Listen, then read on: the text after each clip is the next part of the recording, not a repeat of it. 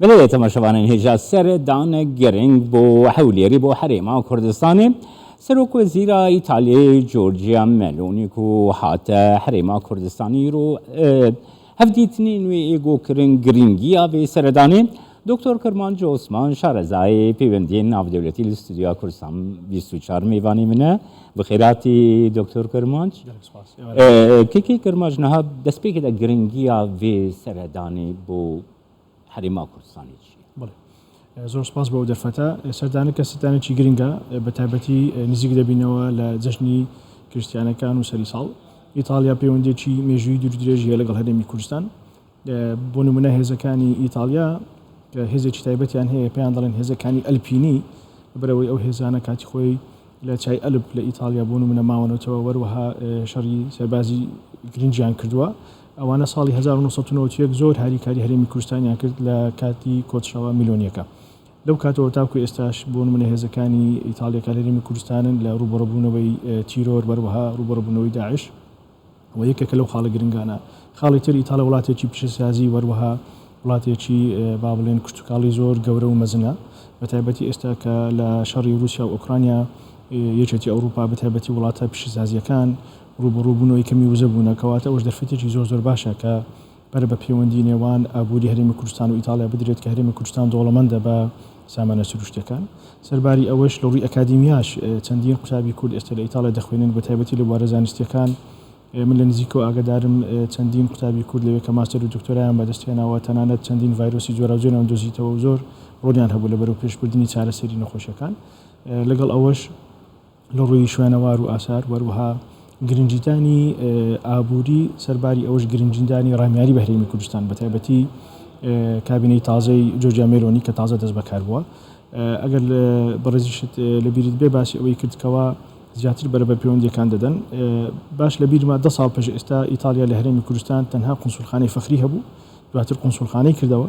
کردە قونسولخانەی گشتی ئێستاش کە دەڵێ بەری پێدەدەن بە تەکید وای لێ دەکەن کەوە چەند بەشی زیاتر بکەنەوە بۆ نمونە بەشی ئابووری یاخود بەشی کشتتوکاڵ بۆ ئەوی پەرە بۆ پەیوەندی بدەن بۆ هەرێمی کوردستان گرنگە لەبەرەوەی ئیتالیا وڵاتێکی پیشەسازی گەورە یەکێکە لە وڵاتە زەرهێزەکان وڵاتێکی بەهێزە لە یەکێتی ئەوروپا ممکنە زۆر جار لە وڵاتانی یەکێتی ئەوروپا دەوڵەتێک یاخود دوو دەوڵەت زۆر ببستین بەڵام ئیتالیاش ڕۆڵی هەیە سنجی هەیە بەتایبەتی لەو بابەتانێکەوە پەیوەندی هەیە تەنانەت حتا بە مەسەلەی پێکەوە ژیان و ئاوەکان دەکارم ببێژن وەکی تێدەستنیشان کرد پەیوەندیەکی دیرۆکەی ناوبەینا ڕۆما و هەولێرێدا هەیە بەس نوها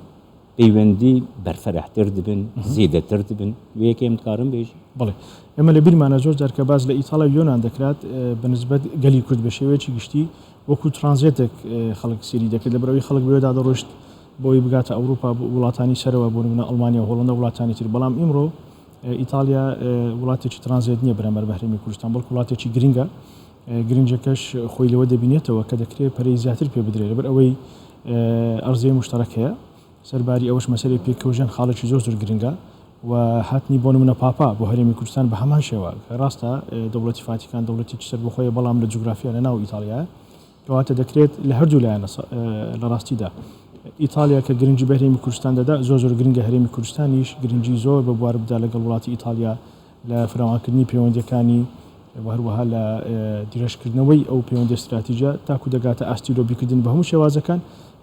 کە دەکرێت دۆستی کورد تەنها بۆ نمونە سیایەکان نەبێت وەڵکو دۆستی تریشمان هەبێت وەکو وڵاتی ئیتالیا و وڵاتانی تر دکتۆر کرماژ نەهابەکی تێدەستنیشان کردی ئیتالیا یەکی ژوان وڵاتین هەری پێش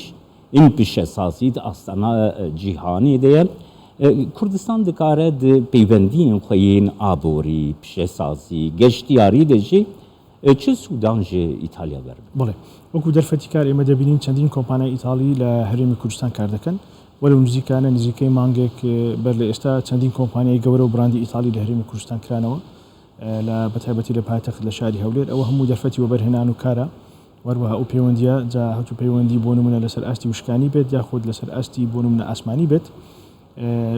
لەوانەیە بیرلەوە بکرێتەوە لە داهاتوو ئەگەرات و گەشتی ڕاستەخۆ بکرێتەوە بۆ نمونە لە نێوان فڕۆکەخانەکانی نێودەوڵەتی هەرێمی کوردستان لەگەڵ وڵاتانی ئیتالیا بەتایبەتی ئیتالیا یەک لەو خزمەت گوزەرانی کە لە هەولێر پێشکەشی دەکات لە قۆنسولی گشتی پێدانی ڤیزەیەکەواتە ئەکسسەیە واتە خەڵک دەتوانێت بە ڤیزە بگاوەرەوە سەردانی گەشتیار بکەوە بە پێچەوانەوەش زۆر لە خەڵکی ئەوروپا بەتایبەتی وڵاتی ئیتالیا زۆر زار کە حەز بکەن بەتایبەتی لە کاتی هاوین سەر بدەن تەنها ئەو کاتە لەوانەیە بیر لە تورکیا یاخود بیر لە مصر نەکەنەوە کەواتە دەتوانن بیر لە هەرێمی کوردستانیش بکەنەوە کەواتە بە هەمان شێوە لە ڕووی گەشتیاری و پشتسازیش هەمان گرنگی هەیە و هەروەها ئەو ئەرزیەتە مشتەرەکە هەیە کە دەکرێت کاری زۆر باشی لەسەر بکرێت و لەگەڵ ئاراستەی حکوومەتی هەرێمی کوردستان یەک دەگرێتەوە کە تەنها پشت بە نەوت نەبەسترێت بەڵکو بوارەکان جۆرا بکرێت لە نزیکەوە بینیمان کە پرۆسی هەناردەکردنی بەرهەمە کشتتوکاڵیەکان وەکو نمونە هەنار تا چەند ئاستێکی باش سەرکەوتوو بوو بۆ نمونە دەکرێت ئاراستەی بە هەمان شێوە ئیتالیا بکرێت سەرباری ئەوەش لە پرۆسەکانی تریش بۆ نمونە جگە لە بەڕێنگاربوونەوەی تیرۆر لە مەسلەی بە جنۆساید ناساندنی نێودەوڵەتی لە تاوانەکانی بەرامبەر بە گەلی کوردکراوە لە مەسلەی مافی مرۆڤ لە مەسلەی یارمەتیدانی ئاوارەکان لەبەر ئەوەی ڕخراوەکی زۆری نێودەوڵەتی ئیتالی لە هەرێمی کوردستان کار دەکەن ناوەکانی ناینم بۆی ناوەکانی ترنەوەک دەبیرکەم گلەی دروست بێت بەڵام ژمارەیەکی زۆر لە هەرێمی کوردستان کار دەکەن هاوکاریمان دەکەن کەەوەش بارکوسی هەرێمی کوردستان لەوانەیە سوکتر بکات کێکی کورمانجنها کنفرانسا ڕۆژنەمەبانی لەگەل سەرۆک وەزیر مەسرور بەرزانی مێلۆنی دەست نیشان کرد و کنسولگەریە خۆ بەرفەرەهتر بەڵێ ئەو یەک دی چوات یعنی دی چوارانده دی کنسولگەریە خۆ بەرفەرەه بکن و ji bo پێگەها هەرێما کوردستانی گرنگیاوی چی زۆر جار دەبینین باڵادەستەکان لە ئەوروپا بەتایبەتی بوون منەوەک سەرۆک وەزیرانی ئیتالیا کە باز لە وڵاتێک دەکرێت لەوانەیە لەسەر قاغز بخوێنێتەوە یاخود دەرەگا ریپۆرت بەڵام ئەو سەردانە مەیدانیە کە خۆی هاتوۆتە هەرێمی کوردستان وەرەوە ئەو ئەمن و ئەمانەی کەوا بینیوە سەرباری ئەوەی کەوا ئەو پێکاتەی پێکەوە ژیانی ئاشتیانەی ئاینەکان و نەتەوەکان لە هەرێمی کوردستان هەیە ئەوە دڵنیام وای لێ کردووەکەوە بیرکردنەوەی بگۆڕێ زیاتر گرنگی بە هەرێمی کوردستان بکات کە باز لەو فراوانکردنەش دەکات بە دڵنیایی ئەو دەزانیم باسی چی کردووە لەبەرچێ لەبەرەوەی ئەگەر بێت و نوێنەرایەتی ئیتالیا لە هەرێمی کوردستان فراوانتر بکات کەواتە بودجەی زیاتری دەوێت کەواتە ئیتالیا ئامادەیە بودجەی زیاتر لە ڕێگای وەزارەتی دەرەوەی ئیتالیا بۆ کنسولخانەکەی خۆی لە هەولێر دابین کە لەبەرەوەی پێیان گرنگە کە ئەو فراوانکردنە هەبێت لەوانەیە بەشی زانستی وەروەها پەروەردە بکرێتەوە زەمالاتی دیراسی وەروا سکۆلارشی بۆ خەڵکی کوردستان دابین بکەن لەوانەیە بەشی ئابووری بکرێتەوە بەتایبەتی بۆ نمونە وەکو بیرۆکە ئەگەر بکرێ مەسەلەن یەکێتی ژوورە بازرگانەکانی بزنسمانانی هەولێر بمنە یاخود کوردستان و ئیتالیا پەری پێ بدرێ یاخود لە بواری کشتتوکاڵ بەتایبەتی چەندین بەرهەمی کشتتوکاڵی کەواتە فراوانکردنەکە خۆی لە خۆیدا لە ڕووی ئابوووریەوە گرنگە بەڵام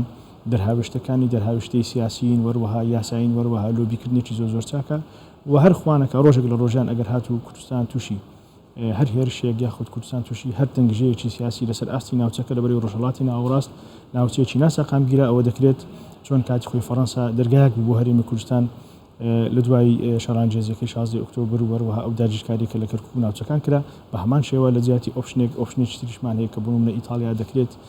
کاریگەری زۆر باشی هەبێت ببێتە هەناسێکی زۆر باش بۆ هەرێمی کوردستان ئەگەر هاتوو لە داهاتوو خوانەکە هەر بابەتێک ڕوبەڕووی هەرێمی کوردستان ببێتەوە دەکرێت ببێتە پاڵپشتێکی زۆر چاک کێکی کرمانجنها gelek welatên Ewropî berî demekî Kurd seroka Hungariyê niha serok wezîra İtalyayê destnîşan dikin ku ji bo çareserkirina pirsgirêkên di navbêna Hewlêr û Bexdayê de ew dikarin bibine piştgir Kurdistanekî bihêz bo Ewropa giring e bo İtalya giring e ev yek ji bo herêma Kurdistanê tê çi watê ev piştgiriya navdewletî li ser herdê pratîkê لە زۆر لە کۆنفرانسە نێودوڵەتیەکان کە بەندە بەشداری کردووە زۆر جار ئەوە دەبیستم کەەوە هەرێمی کوردستان ناو دەبن بە کەشتەکەی نوح واتە یەکەکە لەو ناوچە ئارامانەی لە ناوچەکە لەبەرەوەی ناوچەکە ڕوبڕووی چەندین مەترسی زۆر دەبێتەوە وشکە ساڵی وەروا گۆڕانی کەشوهەوا مەسلەی تیرۆر واتە ئاشتی